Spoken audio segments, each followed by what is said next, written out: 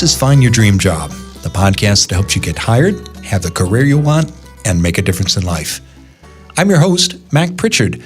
I'm also the publisher of Mac's List. It's an online community that connects talented professionals with meaningful work.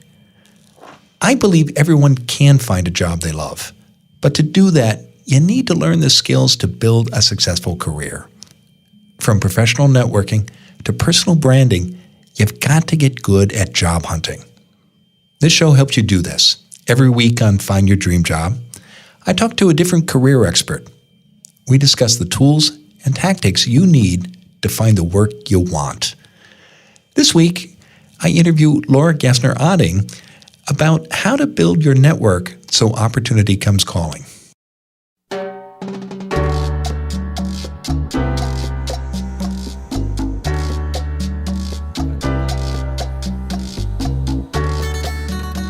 Laura Gassner Otting is an expert in leadership, executive recruitment, and career change. Laura works with a lot of leaders, and she says many of her clients never apply for a job. Instead, they get calls from recruiters, or employers approach them about unadvertised openings. According to Laura, this doesn't happen by accident. The people who get these opportunities network differently than most of us. And in our interview today, Laura shares how you can connect with others to create your own opportunities. First, says Laura, you need to define success.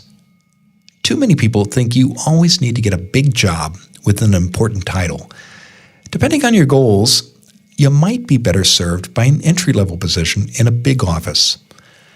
Laura also emphasizes that the best networkers understand the difference between champions and mentors. And she stresses that you need to know that networking is a two-way street. Follow these and other principles, says Laura, and you too may start getting calls about the jobs that never get posted.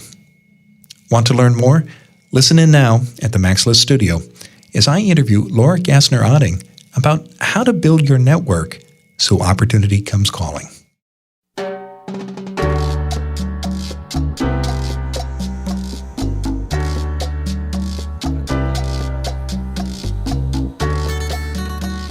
Laura Gassner Otting is a professional keynote speaker. She inspires audiences to push past doubt and indecision. She's also an expert in leadership, executive recruitment, and career change. Laura previously served in Bill Clinton's White House, worked for a nonprofit search firm, and helped grow the startup execsearches.com. And she's the author of the book, Mission Driven, Moving from Profit to Purpose. She joins us today from Newton, Massachusetts. Laura, thanks for being on the show. Hey, I'm glad to be here. Well, it's a pleasure to have you. Our topic this week is how you can network so that listeners can have opportunities come to them. And I think, I certainly hoped this would happen when I was looking for work earlier in my career. I think a lot of job seekers would love to get a call from a recruiter or an employer offering a job. And first of all, Laura, does that really happen?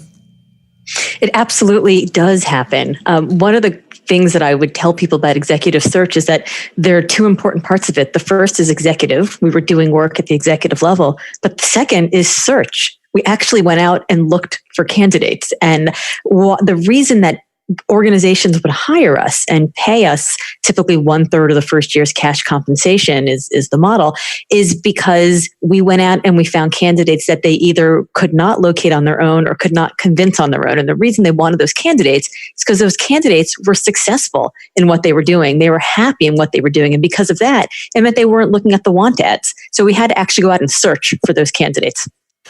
I imagine you got calls like this. I certainly do at Mac's List, where candidates will call me and contact me rather and say, I need to get my resume in front of a headhunter.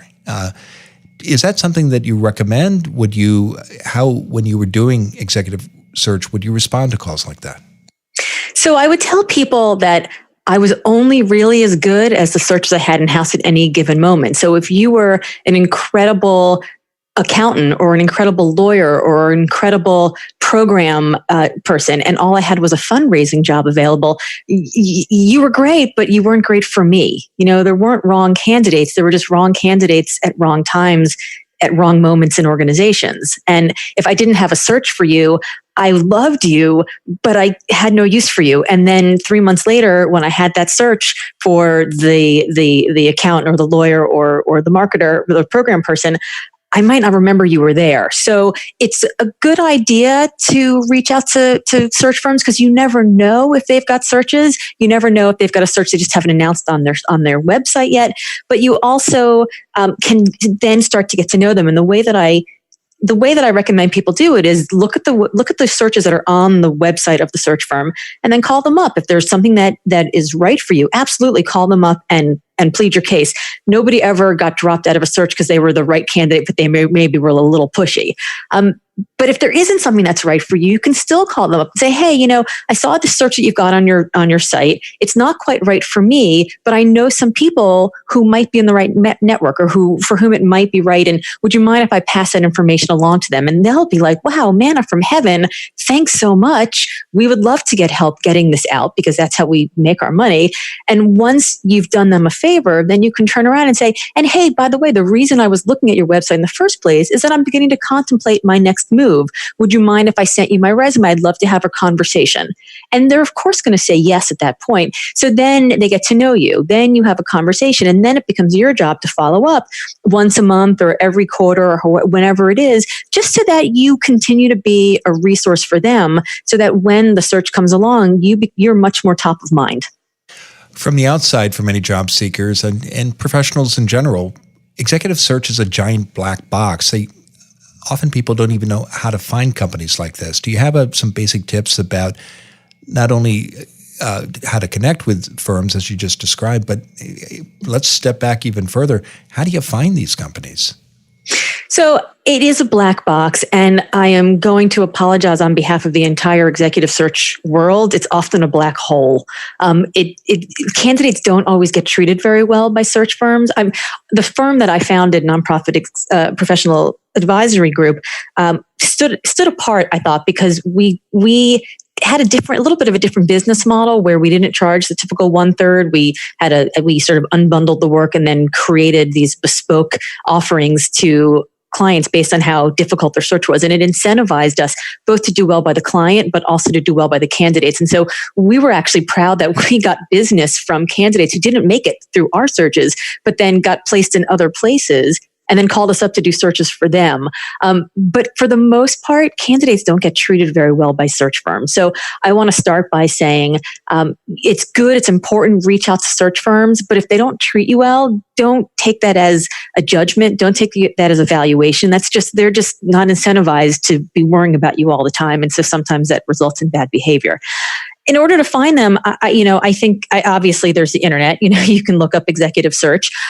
There are associations that have executive search, but I think there are in all of the states, there are either local societies for human resources management where they may have membership. If you are interested in, say, for example, the nonprofit sector, there are nonprofit associations in each one, and often these search firms will advertise in them. So what I would say is, you can generally Google for executive search firm and then insert your area of industry here, or go find the industry rags that cater to the industry for which you want to work, and then look in the back and you'll start seeing either advertisements for the search firms, or you'll see advertisements for jobs that then link to you can apply at XYZ search firm.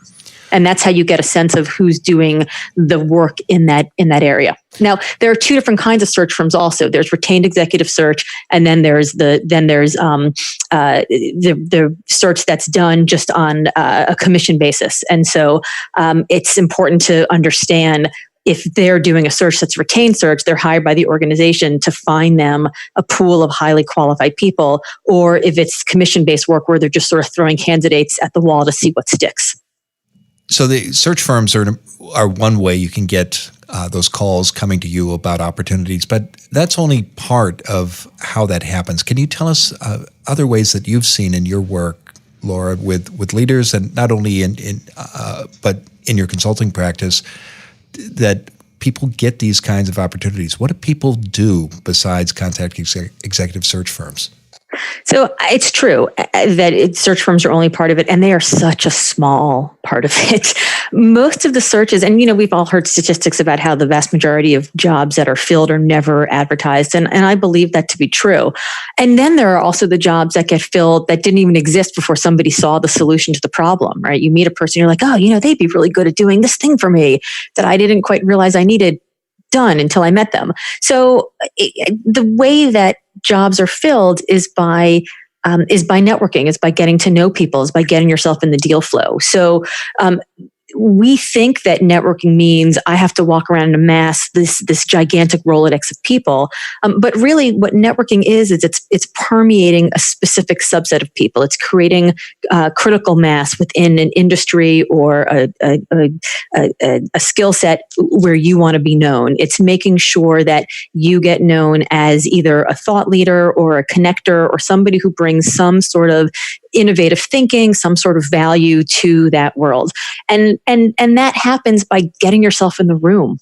Getting yourself in the room is the most important thing you can do, because when you're in the room, you get to hear about new opportunities. You get to meet new people. You get to increase your network. You get to build your skill set. You get to expand your lexicon and your knowledge of the trends that are happening in that industry at the time. And so if you're not in the room, you don't hear about the opportunity, you don't even know to go for it. So I want to pause here because I want to talk about where that room exists and how you get into it and what difference it can make in your career. We're going to take a break. When we come back, we're going to continue our conversation with Laura Gassner Otting, and we're talking this week about how to get opportunities to come to you. A few years ago, I got an email from a colleague who works for a member of Congress. My friend asked if I would give an informational interview to a summer intern, a college student. Of course, I said yes. After answering that email, I Googled the intern. I wanted to get ready for our meeting, and then I wondered if I'd made a mistake. Here's what popped up in my search: a profile photo on the intern's Google Plus page, and it showed him wearing a t-shirt and smoking a cigarette. After seeing that image, it was hard for me to take this person seriously. And I expect other employers who saw that photo had the same reaction. Now, I'm not alone in checking people out online before a meeting. One recent survey found that 98% of recruiters say they use LinkedIn, Facebook, or Twitter to find candidates. What you say about yourself on these and other online channels shapes how employers and others see you. And if you're not on these platforms, you're invisible to hiring managers. You always need to put your best foot forward online, and especially when job hunting. That's why I built my free online course, How to Wow and Woo Employers Online. In 3 lessons, I show you how to make the most of social media in a job search. You can get your free copy today. Go to maxlist.org/wow. To have the most success in job hunting, you not only need to worry about embarrassing photos, you've also got to use LinkedIn and other platforms to share your professional expertise. Our course shows you how to do this. Go to maxlist.org/wow. Again, that's maxlist.org/wow. Now, let's get back to the show.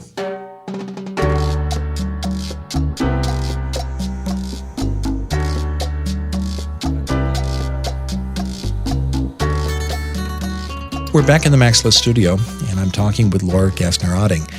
She's an expert on leadership, executive recruitment, and career change. And Laura is joining us today from Newton, Massachusetts. Now, Laura, before the break, we talked about executive search firms, which is, I think, the traditional way that people think opportunity comes to them. They get their resume in front of a headhunter or a recruiter, and then one day the phone rings and there's the dream job. And as you were saying, that's really only a small part of how that world works. And we were talking about the value of networking and being in the room where deals are made. Tell us more about that. When I got my very first job, my very first job was changing bedpans in a hospital when I was 17. But when I got my very first real grown-up job, it happened to be in the White House. So that's quite a career twist, right? The way that I got that job was to make sure that when I was volunteering on the campaign, I got to meet as many people as I possibly could. Not because I thought they would do something for me, but because I just wanted to be surrounded by great people who were excited about the same things I was excited about and who had the same interests that I had in terms of how we wanted to change the world. Some of those people ended up in interesting places. One of them ended up being the guy who ran all the volunteer operations for the Clinton administration. And he called me up on day one and he said, I've got a potential opportunity to volunteer at national service. And I said, fantastic, that's great. That's why I dropped out of law school to join the campaign to do this. And I went in and for 6 weeks, I did data entry and made, all the idealism I could eat. I was a volunteer. While I was there, I was in the room and I was able to get assigned projects, research projects, or other projects that I could work on that had me interacting with people who were making decisions about whether or not I might get employed.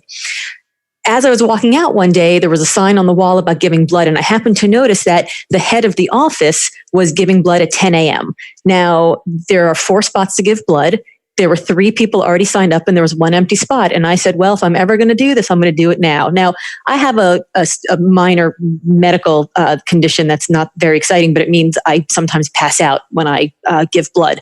But I decided that I was going to make this happen and I was going to have him on a bed next to me giving blood. He basically had a trapped audience. And the 2 of us sat on these gurneys right next to each other. And for 15 minutes, he asked me who I was and what I was doing and what I was interested in. And because I was willing to be in the room where it happened, to quote the Hamilton musical, and because I was literally willing to give blood for the job, because I was interested in this so much that I was willing to eat ramen soup for 6 weeks while I tried to figure out how I could make money. I was 21 years old at the time, so these are the sacrifices you're willing to endure.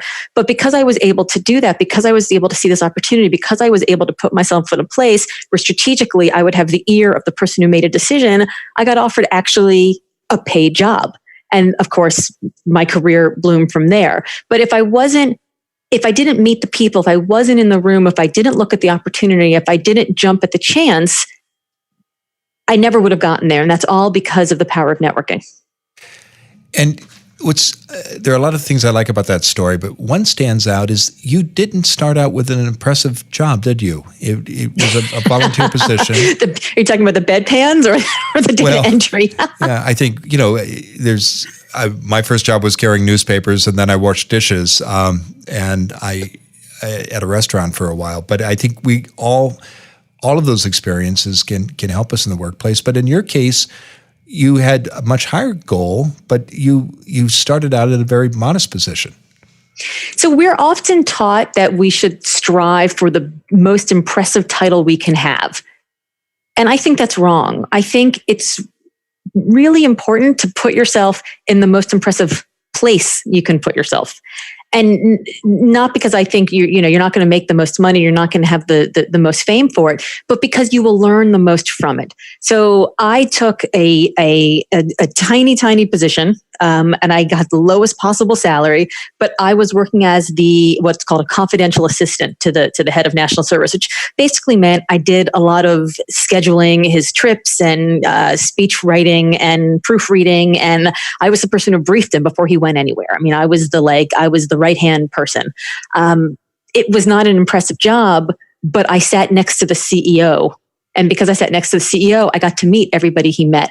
I got to see how he operated. I got to learn how he got to where he was. And I got to see a model of leadership that was different than the model of leadership I had thought was the only model that existed. And so my education, I grew 10x while I was there because I wasn't the head of a division that was part of a department, that was part of a unit, that was part of a whatever in a regional office. I was at the top, even though I was in this tiny job. And so it's not about making sure you put yourself in the most important position. It's making sure that you set yourself up for a trajectory on a career by giving yourself what you need along the way in terms of knowledge and network.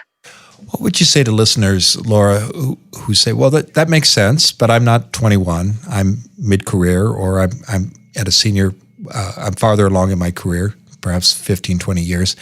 I don't want to eat ramen. I've got bills to pay. How can they take the principles that you're describing and apply them to their own career?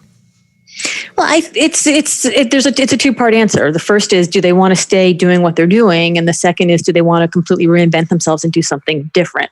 And so depending on which of those questions they ask, I would answer differently. I think the first is, if they want to continue doing what they're doing, they should think about whether they're in the right place to do it, whether they're working with the right people, whether there's support that's coming to them, and whether there are opportunities that are going to come to them for them to grow in that world.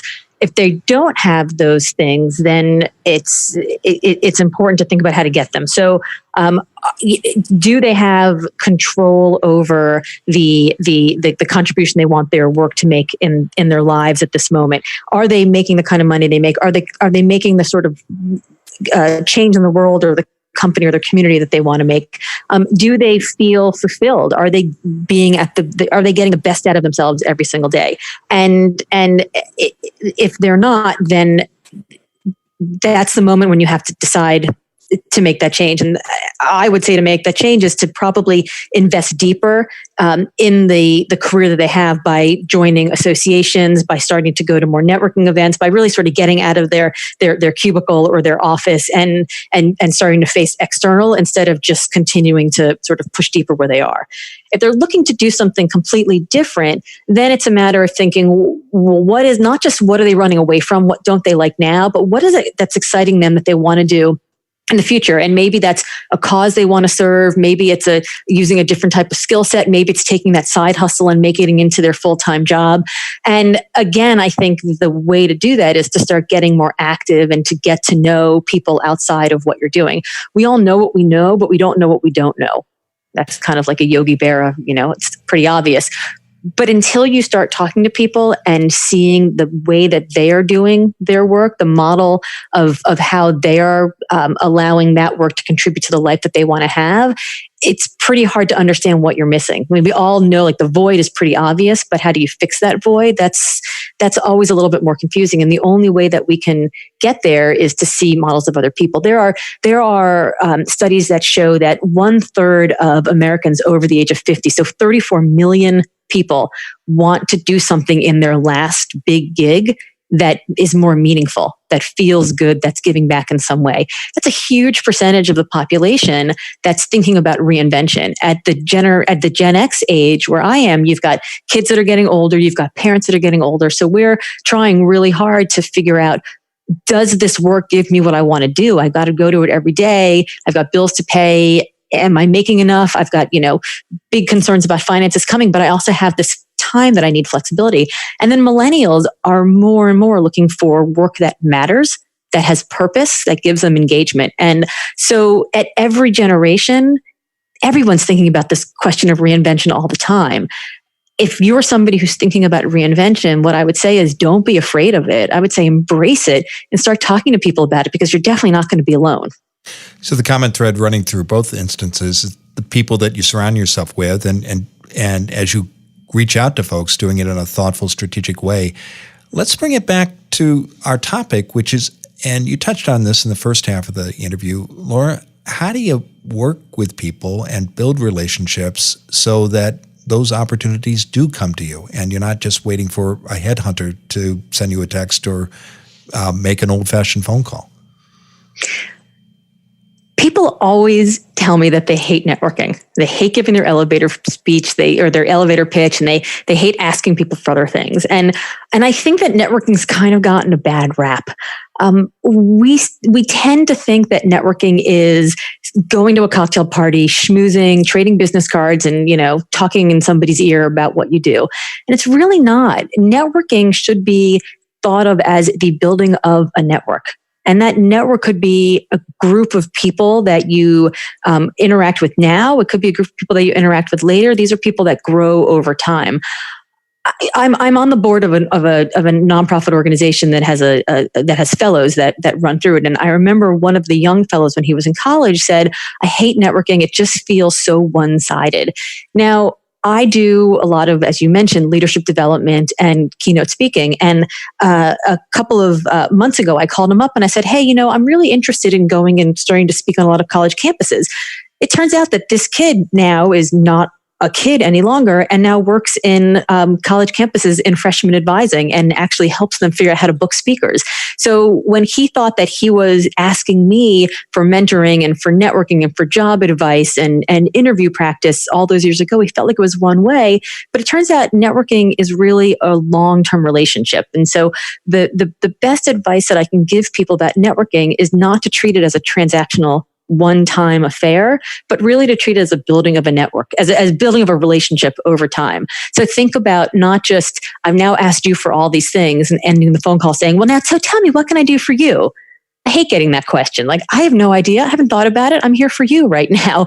But really more thinking about it as being, having that person being present in your mind so that you see an article that you think they might like, or if you come across a news story or something that you think might inform what they're doing, letting them know about it. Talking to them. Don't just put like a tickler file that you should call them every 3 months, but really actively thinking about who are the people in your world who are impacting you the most, and how can you continue to give value to them so that when you do call them, when they do call you, it doesn't feel transactional. It just feels like a friendship. So make it authentic. Think about the other person's needs and invest in it, in the relationship. But Laura, I can hear listeners saying, okay, but how is that going to bring opportunity to me? Because I'm thinking about next year or 3 years or 5 years from now, and I want to do this in a thoughtful way so that my career benefits and my job search is perhaps less painful and shorter. Well, I think it's hard to plan it. I think it's hard to say, I'm going to do these things now, and in 6 months or a year or 3 years, it's going to be perfect. I think you never know where those relationships are going to end up. As we mentioned, 25 years ago, I was a young peon in the White House, and a lot of the other young peons all ended up working in really impressive places. And in my executive search work, I was able to call the CEOs of all these impressive companies and nonprofits and say, hey, pal, who do you know who's right for this? Or might you be interested? And my staff was always marveling, like, how are you able to get them on the phone? I'm like, because, well, I've got stories from way back when that we don't tell in public. So, you never know where these relationships are going to go. But if the networking is happening right now with a very specific, I want to get a new job in 6 months, in a year, in 3 years, then I would say, you've got to be really strategic. Put together a spreadsheet. Where do you want to get to? What does success look like? What does that job look like? And then figure out, if you want to work at a specific company, who do you know who works at that company? Who do you know who might know somebody who works in that company? Who do you know who might know somebody who knows somebody? And keep working your way back, whether it's through a job that the person you want to reach might have had 2 or 3 jobs ago. You can see that on LinkedIn. Whether it's somebody who might have gone to the same school, you can also see that. Go to Facebook, go to Instagram, go to all the social media and figure out who's connected to who, and then see if you can get conversations with people. So as you get to know them, and you get the social proof, right? It's sort of like when you put when you're publishing a book and you look for blurbs. Why do we want blurbs on a book? Because those books give us this, what's called quote unquote social proof. So and so thought it was good, so maybe I'll think it's good too. And if I got a call from somebody who said, hey, you really ought to talk to Mac. He's interested in XYZ. Well, if that person is somebody I trust, then I'm going to talk to you. If you're coming to me totally cold, maybe I'll talk to you, maybe I won't. It just depends on what day you catch me. So it's getting really specific about where you want to land, and then making sure that everything that you do that's outside of your job or outside of your family or your faith or your community or whatever it is that takes up your time is directed specifically at, I want to make sure that I can eventually get to sitting in front of this person. Good. Well, I love the practicality of that advice. Now, Laura, tell me, what's next for you? So I have a new book coming out in a few months. It's called Limitless: How to Ignore Everybody, Carve Your Own Path, and Live Your Best Life. And it's based on this idea that we've always thought that success is a very specific thing, usually defined by other people, friends, parents, mentors, teachers. And then we've leaned into that and we filled all of our checkboxes, and we've turned around and gone, well, why do I feel so empty? And so the book is based on this idea that in order to be limitless, we have to find our consonants. And getting to consonants means having the right recipe of calling, connection, contribution, and control in our careers so that we can feel like we're in alignment and in our flow. Well, I know it's available for pre-order on Amazon now. We'll be sure to include a link to the book in the show notes. And I know people can also learn more about you and your work by visiting your website, LauraGassnerOtting.com, and we'll include that in the show notes as well. Laura, thanks for being on the show today. Thank you. It was a pleasure.